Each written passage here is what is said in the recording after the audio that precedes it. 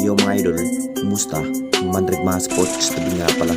Ating mag-usapan, breaking news, Barangay Nibra assistant is back. Kukunin muli ng Barangay Nibra at RJ Abrientos may gustong patunayan. So matapos ang pagkakasunod na talo ng ating Barangay Nibra sa PBA Governors Cup, dapat na nga bang mas aggressive ang mga lokal sa bawat labanan na parang matitihado ang Barangay Nibra kung sakaling puro talo ang inabot sa PBA Governors Cup. Posibleng mahihirapan ng Jing Kings makakapasok sa PBA Playoffs. Ang tamang dapat gawin para maabot ang malaking tagumpay, kinakailangan pa rin hinahandaan ang bawat performance ng ating Barangay Nibra dahil kung titignan natin lahat mga idol, masasabing matitihado ang Jing Kings. Ang plano sana ng ating Barangay Nibra, kukunin na nga ba ang former Hinebra bigman na si Stan? Alam na natin lahat mga idol, nagiging free agency ang nasabing bigman kung saan hindi muna maglalaro sa ating liga, mahalin tulad sa nasabing player na si Terence Romeo. Ang karapat dapat na nga ba, kukunin na nga ba muli ang nasabing bigman na si Stan? At ayon pa rin sa mga source mga idol, may tsansa pa rin na maharbat muli ang nasabing bigman na si Stan, pero si Stan pa rin ang makapagdesisyon kung willing pa nga ba kung sakaling makapag-offer ang Barangay Nibra para sa kanya para lamang maglalaro sa upunan ng Jing Kings. Big factor pa rin itong si Stan pagdating sa bidded area kung bakit pinaplano ng ating Barangay Nibra na maharbat ang nasabing bigman na si Stan.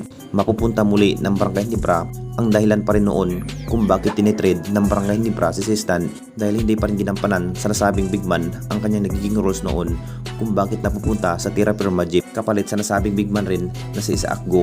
Pero sa kalalagyan, mas mahusay pa rin si Stan kaysa sa Isaac Go. Nakita naman nating lahat kung ano lang ang kayang gawin ni si Isaac Go mga idol. Kung ikukumpara sa nasabing bigman, nag-average lamang po si Stan na may 30 points, maraming mga rebounds at crucial passing, habang si Isaac Go wala pa rin ka-improvement sa kanyang bawat hustle play na parang napapahina lamang ang Barangay Nibra. Ang karapat dapat na nga ba bumalik ang nasabing former Hinebra bigman na si Stan? At dito na naman tayo sa isa pa nating balita, RJ Abrientos may gustong patunayan. Alam na natin lahat mga idol, masasabing bagsak pa rin ang ilalaro itong si RJ Abrientos sa PBA Governors Cup. Hindi pa rin mahalin tulad last conference, mas maganda pa rin ang kanyang nilalaro dahil mas makakatam din ni RJ Abrientos ang ating base import na si Justin Brownlee. Marami pa rin ang napagtataka kung bakit nagaganon ang nasabing player. Iba pa rin ang nilalaro sa nasabing player last Commissioner Cup. Ito na nga bang dahilan kung bakit walang kumpiyansa itong si RJ Abrientos sa pagkikipaglaban? Nag-average lamang po ang nasabing player na may 13 points.